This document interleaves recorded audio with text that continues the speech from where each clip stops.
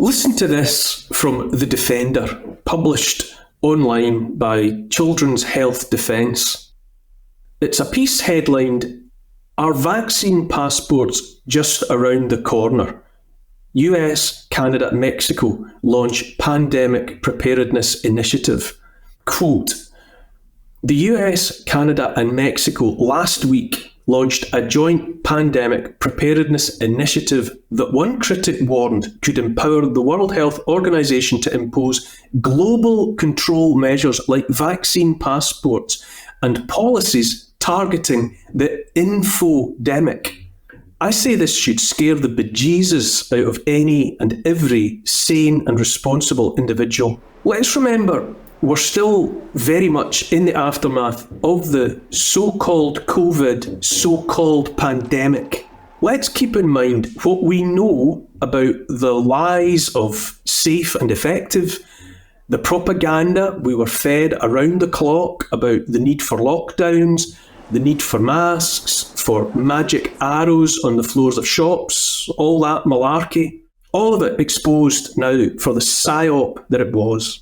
Quote, "The US, Canada and Mexico launched a joint pandemic preparedness initiative they said will unite the country's public health agencies around a One Health approach to addressing future pandemics.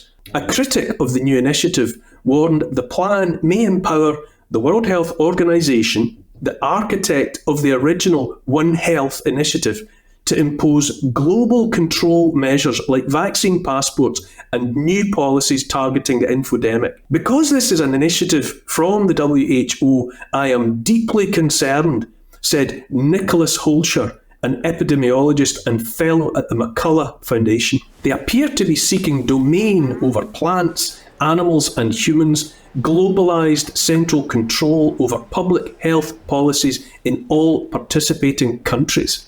What they also know they need, I would say, to make everything else they have in mind actually have an effect, is control over the information.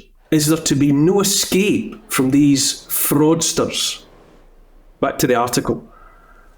"The WHO defines One Health as an integrated, unifying approach to balance and optimise the health of people, animals and the environment." That kind of language, that kind of robotic, automated AI language just puts the fear of God in me. It goes on, "Public Health Canada says One Health considers the relationships between the health of humans, animals and the environment, suggesting future pandemics or public health threats may cross from animals to humans. The report also suggests that border health measures, including vaccine passports, could be implemented during a future pandemic or public health emergency. The report states, the implementation of border health measures at airports, seaports and land borders, such as screening of passengers, vaccination requirements, quarantine and entry restrictions, should be evidence-based and aimed to slow the introduction or spread of a pathogen in the region." Evidence-based? Seriously? These people have the brass neck to say in public that the implementation of whatever measures they might have in mind now should be based on evidence. Let's consider for a moment or two the kind of evidence we were beaten over the head with during those endless days in which we were ordered to trust the science.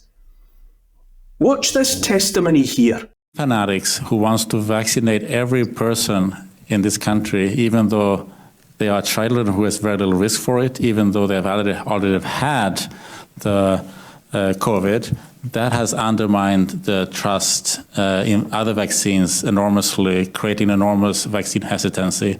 So not allowing their provider or physician to determine the risk and the benefit. Yeah, and also people themselves, because people know that about immunity. We learned that in school. People know that if you've had a disease, you had... It wasn't until I came to Congress that I found out infection-acquired immunity was a novel concept. Yeah, I guess we knew about it since 430 BC of the Athenian plague until 2020, and then we didn't know about it for 3 years, and now we know about it again. So I can't be reminded of this stuff enough. I can't get enough glimpses of these kinds of conversations. To quote them, people know that about immunity. We learned that in school. People know that if you've had a disease, this is what happens. It wasn't until I came to Congress that I found out infection-acquired immunity was a novel concept. Well, I've never been to Congress, but I do know about immunity.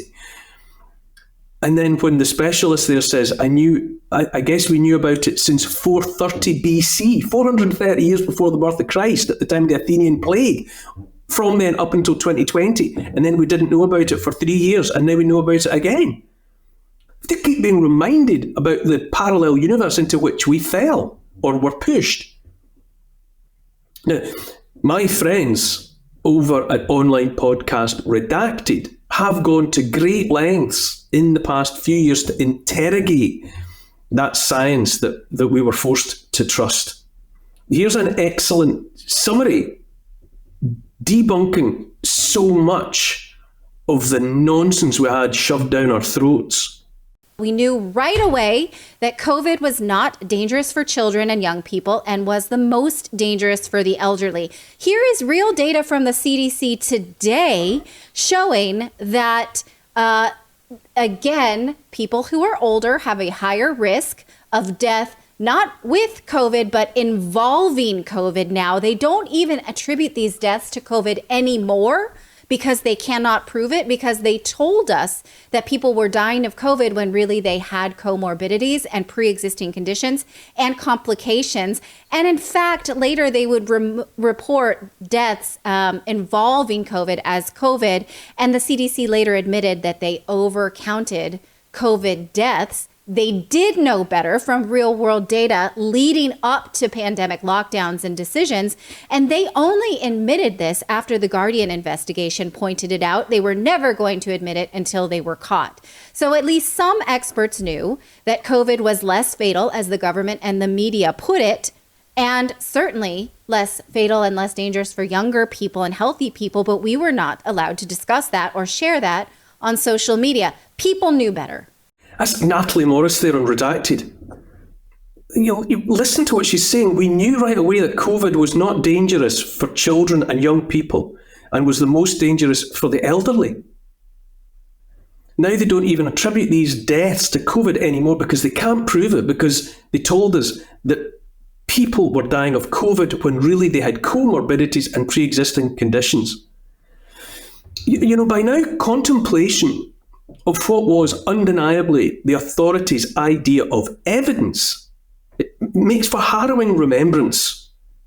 Look at this about masks. We knew that masking for long periods of time was dangerous, and we knew that it did not necessarily filter out the COVID virus. This is the best study I've seen on the toxicity of masks. And if you read it and go to the references section, it shows that scientists have known for decades that there is a danger of CO2 inhalation from prolonged mask exposure. Read this, find this paper, screenshot it if you have to. In fact, scientists have known that prolonged CO2 inhalation from mask exposure and other prolonged CO2 exposure in other ways can lead to at least these things: testicular dysfunction, stillbirths, reduced motor and verbal skills for children, and overall cognitive decline for children, especially those born during the pandemic. We knew this. At least some of these studies are dated the 1970s. So somebody knew that the mask requirement could be dangerous for people. So why weren't we allowed to say it? And in fact, on YouTube through 2021, there was a ban against what they called misinformation, including claims that masks do not play a role in preventing the contraction and transmission of COVID-19. In fact, Senator Rand Paul had a video removed and a suspension from his channel because he posted a video saying that masks did not necessarily prevent the spread. Many channels were taken down or had penalties because of it. Why didn't we hear from experts who'd been studying this for decades? This is extraordinary. I didn't wear a mask. I used to get on planes up and down to London from Scotland. It's some of the most uncomfortable journeys I've ever made in my life because I was the only person on the flight, usually not wearing a mask. And we were told that the experts had concluded from the evidence that the masks were vitally important to stop people spreading or catching COVID. When in fact, If you want to talk about evidence-based, as Natalie says there, the prolonged rebreathing of your own CO2 can lead to testicular dysfunction, if you're the possessor of testicles, can lead to stillbirths for pregnant women, reduced motor and verbal skills for children, and overall cognitive decline for children, especially those born during the pandemic. And that evidence has been out there since the 1970s. And now let's contemplate what was pushed as evidence for lockdown. Did we know that lockdowns could be dangerous for populations? Well, we knew a lot of things that we were not allowed to discuss. For instance, we knew that this would lead to an increase in domestic violence. We knew that weakening an economy would lead to depression and increase alcoholism. We've seen all of these things. Did we know what it would do to children, to take them out of school? We did. Here is one such study published. These studies are old. This one's from 2013.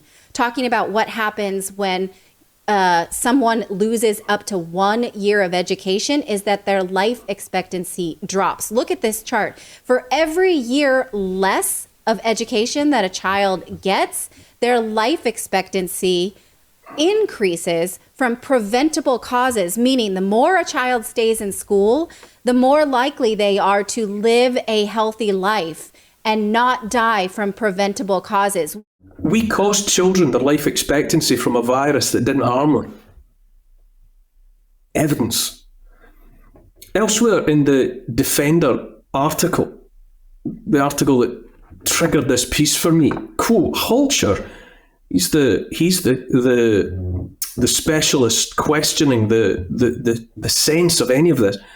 Holcher accused the public health agencies behind the North American initiative of being captured by Big Pharma. He said, pandemic preparedness is only a good thing when the agencies involved lack a nefarious agenda. Investigation into safe and effective treatments is critical in combating pandemics. Unfortunately, our public health agencies are compromised by the biopharmaceutical complex and thus seek to prioritise experimental injections over other medical countermeasures regardless of their safety and efficacy. The report also suggests that border health measures, including vaccine passports, could be implemented during a future pandemic or public health emergency. The implementation of border health measures at airports, seaports and land borders, such as screening passengers, vaccination requirements, quarantine and other restrictions, should be evidence-based and aimed to slow the introduction or spread of a pathogen in the region. Holcher claimed the initiative would officially enshrine public health measures first introduced during the COVID-19 pandemic. Since the COVID-19 pandemic began, the necessary constructs have been created to facilitate vaccine passports.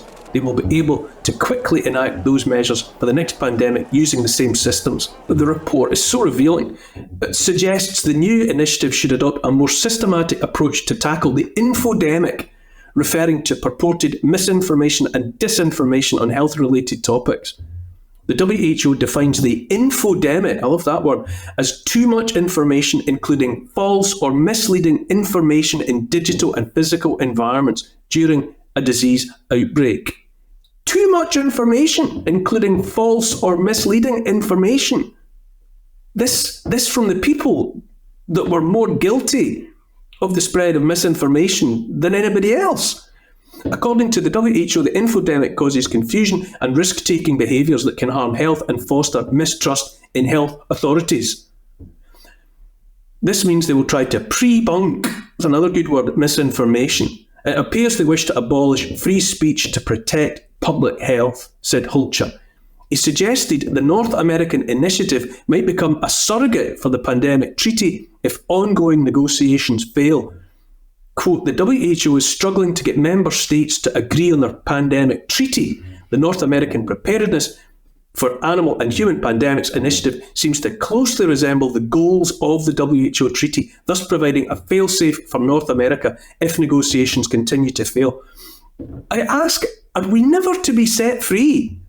It's like playing whack-a-mole with con men and snake oil salesmen. The misinformation, lies and propaganda we were fed by the authorities The authorities, remember, during this scamdemic has been utterly exposed now.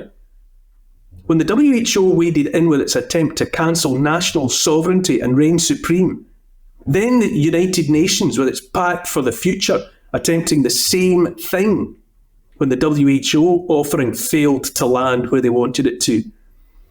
It's never been clearer that none of this has been about health.